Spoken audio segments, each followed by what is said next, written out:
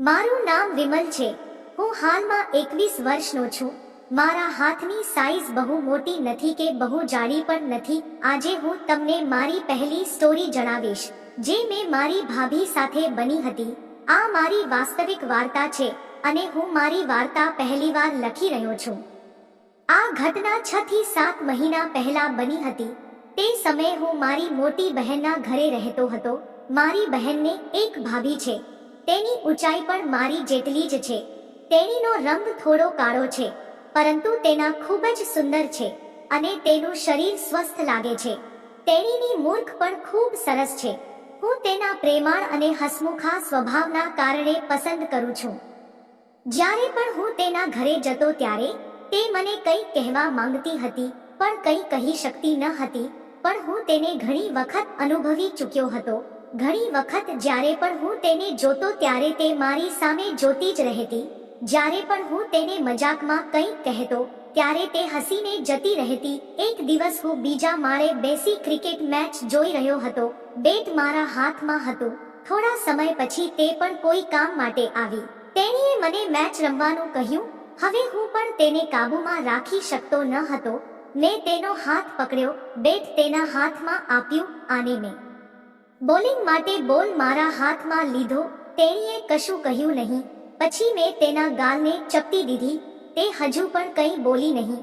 પછી મેં હિંમત ભેગી કરી, બોલને થૂંક લગાવી ધસવા લાગ્યો. તે કંઈ બોલ્યા નહીં. તેથી હું સમજી ગયો કે આ છોકરી મને મેચ રમાડવા માટે સંપૂર્ણપણે તૈયાર છે. મેં ધીમે ધીમે સ્પિન બોલિંગ કરવાનું શરૂ કર્યું. એક ઓવર રમ્યા પછી તે થાકી ગઈ. થોડા આરામ પછી પાણી પીધું અને તેણે મને કહ્યું કે મને સ્પિનર બોલમાં મજા નથી આવતી. જો તને ફાસ્ટ બોલિંગ આવડતી હોય તો આપણે આગળ રમવાનું શરૂ કરીએ. તે બેટ લઈને સ્ટમ્પ પાસે થોડું નમીને ઊભી રહી. મેં બોલ નાખવાની તૈયારી કરી. મેં પહેલો બોલ નાખ્યો તો એ વાઇટ કહ્યું. તેણે વાઇટનો ઇશારો કર્યો અને કહ્યું કે આ બોલ ચાલશે નહીં કારણ કે આ બોલ વાઇટ હતો. મેં કહ્યું ઠીક છે. પછી મેં રનિંગ લીધું અને બોલિંગ નાખવા માટે તૈયાર હતો. તે બોલ આવવાની રાહ જોઈને બેટ પકડીને ઊભી હતી. મેં મિડલ સ્ટેમ્પ ઉપર બોલનો વાર કર્યો તો તેણે તરત જ બેટ વડે ઓફ સાઈડમાં બોલને ફટકાર્યો અને તે સીધો જ બાઉન્ડ્રી બહાર 4 રન માટે. સ્ટેડિયમની અંદર દેકારો મચી ગયો. તે બોલી સ્પિન બોલ મને ફાવતી નથી, એટલે આગળની ઓવરમાં હું રન બનાવી શકી નહીં. પણ હવે ફાસ્ટ બોલમાં હું તારા પીહડા પાડી દઈશ. અને ખરેખર મિત્રો, તે ફાસ્ટ બોલરની ઓવરમાં મને સાવ ધોઈ નાખ્યો. તેને 3 4 અને 2 છક્કા માર્યા. મને પરસેવો થઈ રહ્યો હતો. હવે પછી મારો વારો બેટિંગનો હતો અને બોલિંગ કરવાનો તેમનો વારો હતો.